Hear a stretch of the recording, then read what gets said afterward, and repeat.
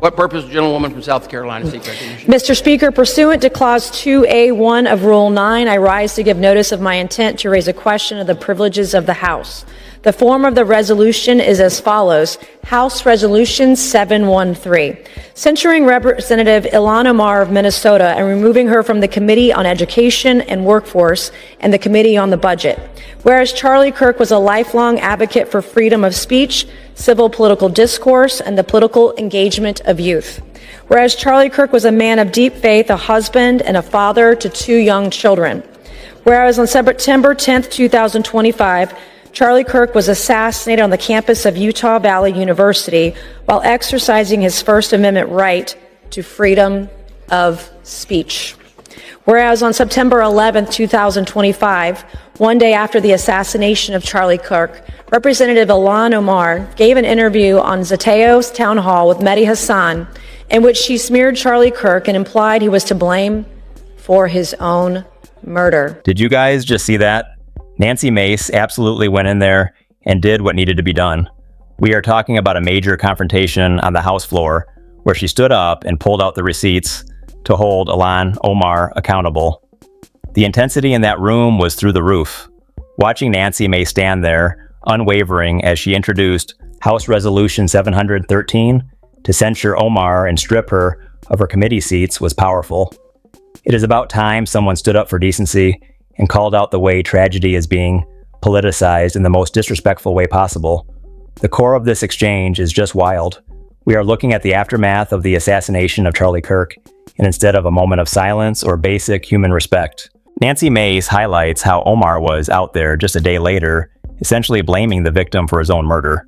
It is a heated moment because it goes beyond just regular politics. It is about whether we have any standards left for how leaders should behave. Nancy Mace is clearly drawing a line in the sand here, saying that you cannot use the floor of the House to smear a man who was just killed while exercising his right to free speech.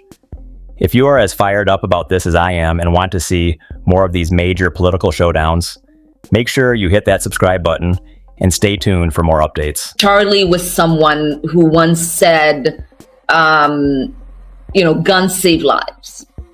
After a school shooting. Charlie was someone who was willing to debate and downplay the death of George Floyd in the hands of Minneapolis police. I think he called him a scumbag. Right, have no regard, downplay slavery and what Black people have gone through in this country by saying Juneteenth should never exist. You have people like Nancy Mace who constantly harass people that she finds inferior and wants them not to exist in this country or ever. You have people like Trump who has incited violence against people like me. And so, these people are foolish, and it's important for us to call them out while we feel anger and sadness. What purpose, gentlewoman from South Carolina, seek recognition? Mr. Speaker, pursuant to Clause 2A1 of Rule 9, I rise to give notice of my intent to raise a question of the privileges of the House. The form of the resolution is as follows. House Resolution 713, censuring Representative Ilhan Omar of Minnesota and removing her from the Committee on Education and Workforce and the Committee on the Budget. Whereas Charlie Kirk was a lifelong advocate for freedom of speech, civil political discourse, and the political engagement of youth. Whereas Charlie Kirk was a man of deep faith, a husband, and a father to 2 young children.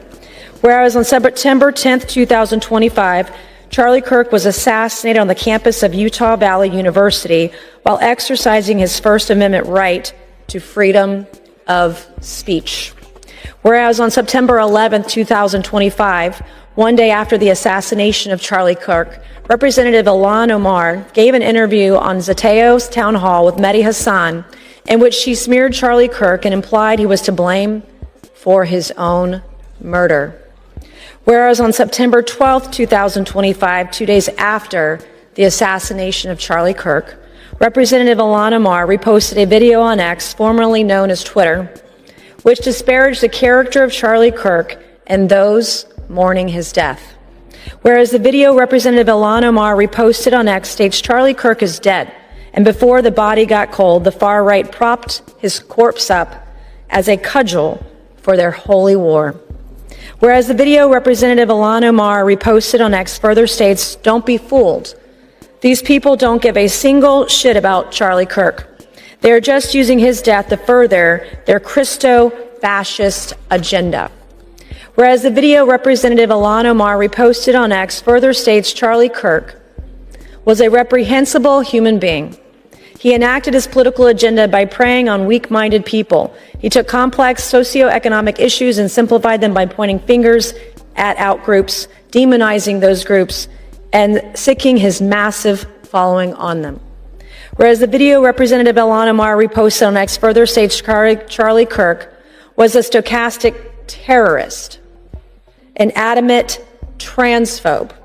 He denied the genocide happening in Palestine. He believed the subjugation of women, and in his last dying words, he was spewing racist dog whistles. Whereas the video Representative Ilhan Omar reposted on X further states, Charlie Kirk was Dr. Frankenstein, and his monster shot him through the neck. Whereas the video Representative Ilhan Omar reposted on X further blames Charlie Kirk for his own murder.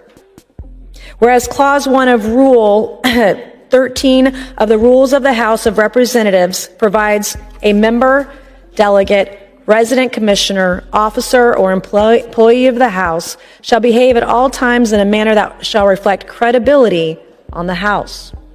Whereas Representative Ilhan Omar's actions in the wake of the assassination of Charlie Kirk are reprehensible and affect the dignity and integrity of the proceedings of the House and do not reflect the credibility on the House. Now, therefore, be it resolved that Representative Ilhan Omar of Minnesota be censured. Representative Ilhan Omar forthwith present herself in the well of the House of Representatives for the pronouncement of censure. Representative Ilhan Omar be censured with the public reading of this resolution by the Speaker, and Representative Ilhan Omar be and is hereby removed from the Committee on Education and Workforce and removed from the Committee on the Budget of the House.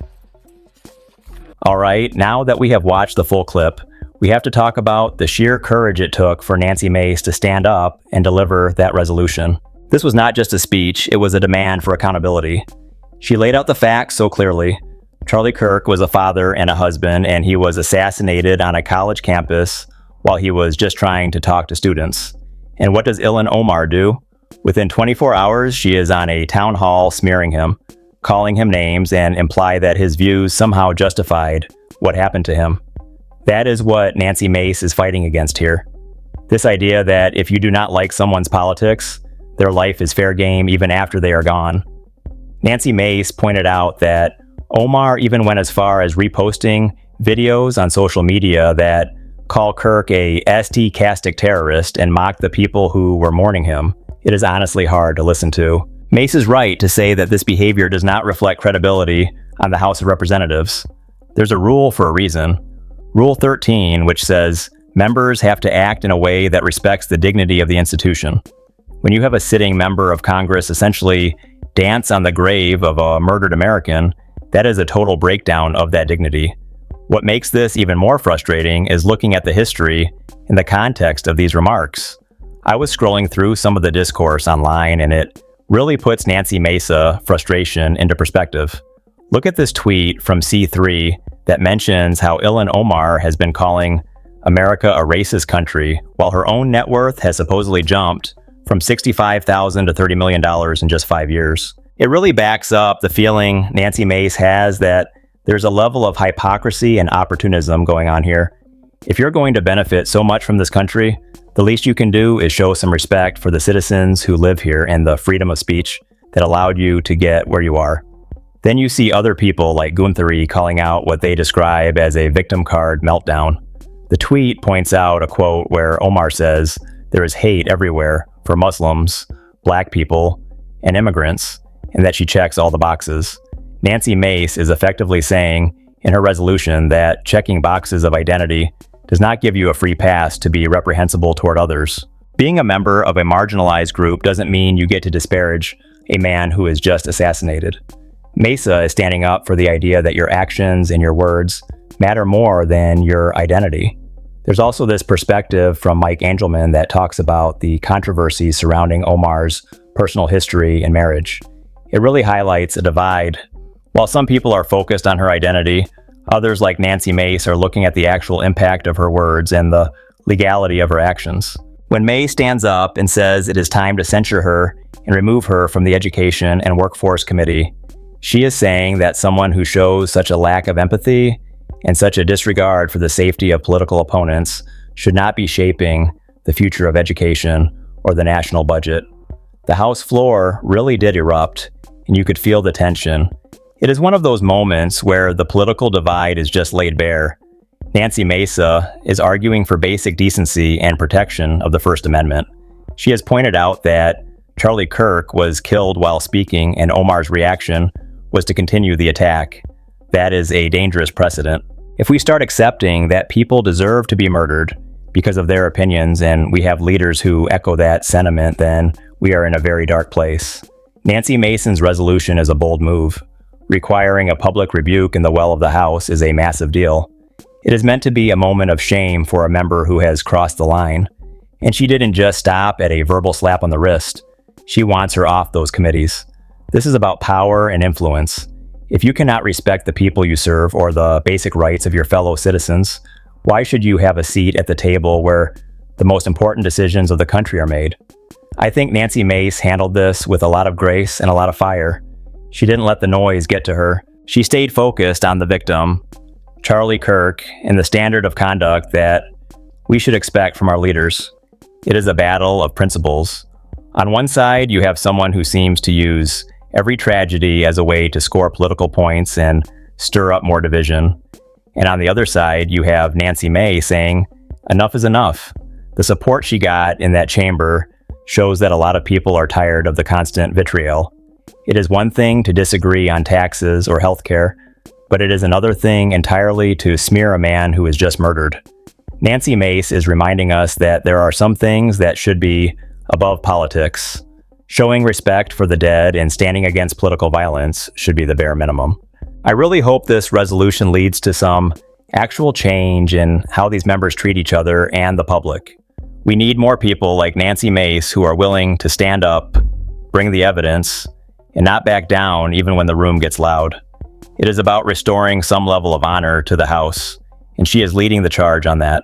This is definitely a showdown that is going to have long-term effects on how Congress operates, and I am glad we have leaders who are willing to take that fight head on.